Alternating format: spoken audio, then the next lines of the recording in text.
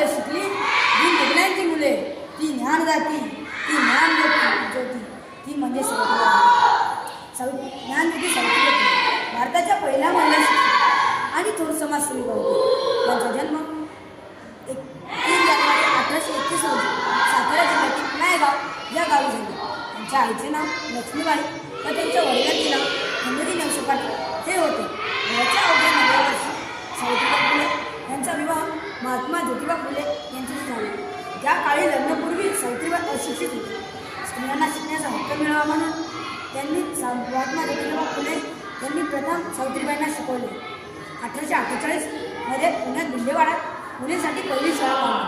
त्या शाळेत पहिल्या महिला शिक्षिका होण्याचा मान सावित्रीबाई फुले यांना मिळाला. पण या पवित्र कार्य करताना त्यांना अनेक अडचणींना तोंड द्यावे लागले. रस्त्यावरून जाता येता लोक त्यांच्यावर दगड, शिकण, शेण इत्यादी फेकून मारायचे. त्याच्या पर्वा न करता त्यांनी मुलींना शिकवले. आणि आज मुली डॉक्टर, इंजिनियर, वकील अशा मोठ्या मोठ्या पदवीवर बसते आहेत. म्हणून जाता जाता एवढंच सांगतो, सावित्रीची मुले आम्ही